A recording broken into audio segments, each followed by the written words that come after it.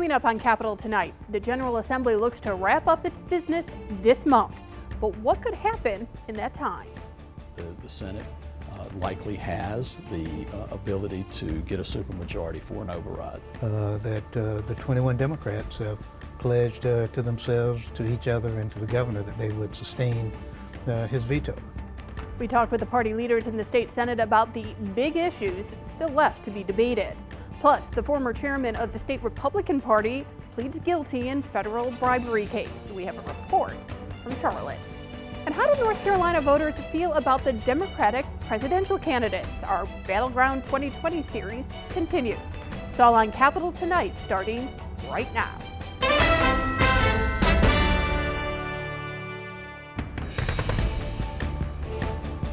Good evening and thanks for joining us. I'm Loretta Boniti in for Tim Boyum. Robin Hayes has officially taken his plea deal.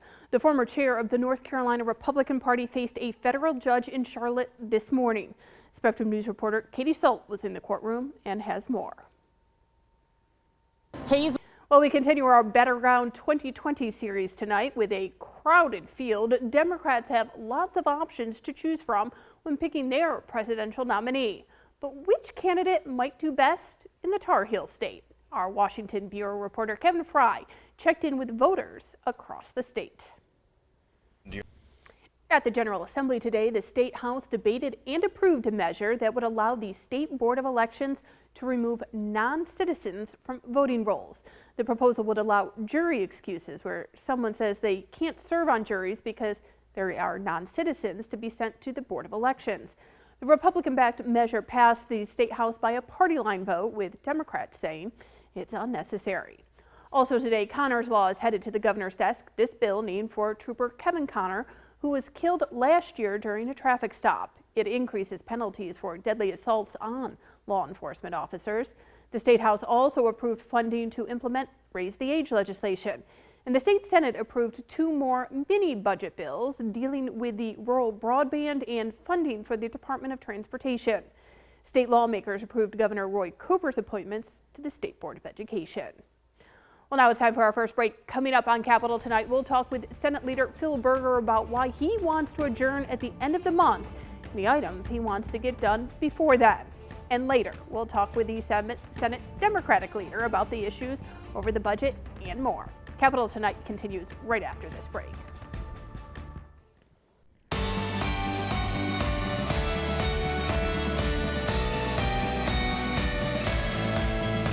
Hi and welcome to In Focus. I'm Loretta Boniti. There are 170 legislators representing millions of constituents across the state. Some of these lawmakers have taken on leadership roles to help shape issues for the state and guide their colleagues through the heavy workload. This month on In Focus, we're going to be highlighting several of those leaders. Today, Senate Minority Leader and Wake County State Senator Dan Blue.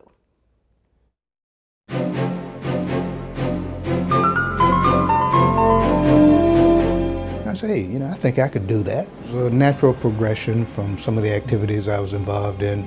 Dan Blue has been walking these halls at the Legislative Building for the last several decades. My idea was, hey, I'll go do that for a couple of terms and then come on back and put all of my energy in trying to become the best lawyer that I'm capable of being. In the meantime, starting a family. But that the old Robert Frost line and I think the road not taken, way leads on to way. And so once I got involved in the legislature, what I intended to be maybe a 1 or 2 term exercise has now turned into an extra 0 on the end of that. Adoption of the amendment. All in favor say aye. Aye. All opposed no. He now sits in the top seat for the Democratic Party in the Senate. Government is designed to basically solve problems. But he started his time over in the House. There he held a position few ascend to, Speaker of the House. Well, it is the ultimate position from which you bring people together. I had a supermajority of Democrats. I served 2 terms as Speaker and had supermajorities in both of those, but I thought it was important to get a different viewpoint. And so during the term as Speaker, we really made efforts to be inclusive. Our committees were basically proportionally populated, even conference committees when there was a disagreement on the House version versus the Senate version of a bill. And are there any general lessons that we've learned? All these years later, Blue is still a strong voice for his Wake County constituents, a family man with grandkids who are now capturing his attention, and still a partner in his law firm. But as the minority leader in the Senate, he's charged with leading his Democratic colleagues. No, I'm not running for the U.S. Senate. And the last several terms have been a unique challenge for Blue. Republicans have held supermajorities in both chambers, making the Democratic voice a very quiet one. Even if we had the majority and flipped the Senate, I would still have the attitude that it ought to be a much more inclusive. You fight like all get up over the issues, over the policies and stuff, but you always leave room for somebody who might have a better idea to express that idea, and for them to be able to impress you that that idea is in fact the best one. And that's what moves policy and moves us down the road in a progressive manner. It was 1981 when Blue started his quest to serve the folks of Wake County. Now, all these years later, he says the effort he put in then is the same as the one he puts in today. Long hours, hard work, and the hope of doing some good for the state. On a given day, I might get down here at 8 o'clock in the morning, sometimes for breakfast, but just to meet with somebody, and the committees start at 8:30. I won't say that I make all the committee meetings at 8:30, but you get down here and you always leave time to talk to constituents.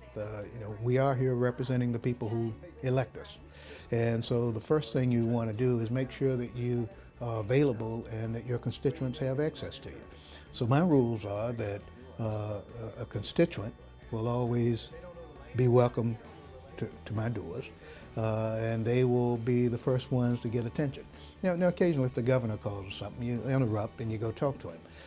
But you get the constituents, and then you get people who are knowledgeable about issues, and make sure that you talk to them, even if there are issues that you aren't intimately aware of or intimately knowledgeable of. There's a group of people down here, lobbyists. They get a bad reputation, but they're very helpful in the process. And usually they know something about the legislation, the history of it, why it's coming through, and they've had some role in convincing the other chamber or in convincing members to pursue an idea, to draft legislation. And so you want to hear from them. And so you make yourself available pretty much in and out all day with those kinds of meetings. So a typical day could go from 7:30 until our session starts at 4 o'clock when we have a voting session. And usually you can count on them being over by 6 o'clock. But sometimes we go over that. But a typical day is a 10 or 12 hour day. For those of us who still have separate careers and professions, then at the end of the day, I live in Raleigh. My law office is 3 blocks down the street. I run down there and put in a few other hours to make sure that things are moving along. Freedom, justice, and equality. This week, we're going in focus on Senate Minority Leader Dan Blue. In his time at the legislature, he's taken on several leadership roles, from serving as Speaker of the House to currently leading the Democratic caucus in the Senate. Senator Blue joins us now. Thanks so much for coming back on the show. Thanks for having me. You've been doing this for decades. You have to think you've got to enjoy this. I do. It's enjoyable when you think that you've done something that's of value to your fellow citizens.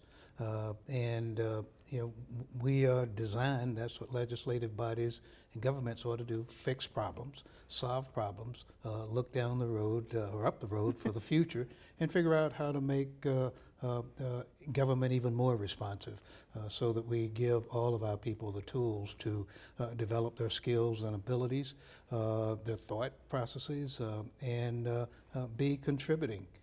Because that's what moves us all further down the road, and I think makes us a much better society. Do you enjoy serving in a leadership role?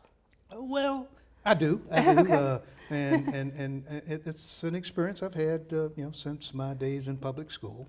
I try to figure out what issues are important to folk. Again, whether they were my fellow 5th or 6th graders, right, or college students, or even in my adult life.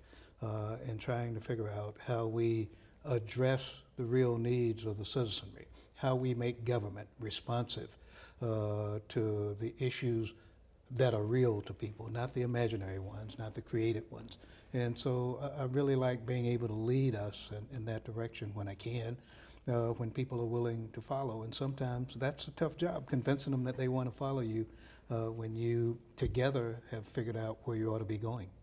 Okay, well, we have a lot to talk to you about today. Stay with us. It is time for our first break. Coming up, we talk with Senator Blue about what it takes to juggle life, work, and public service for decades. Stay with us.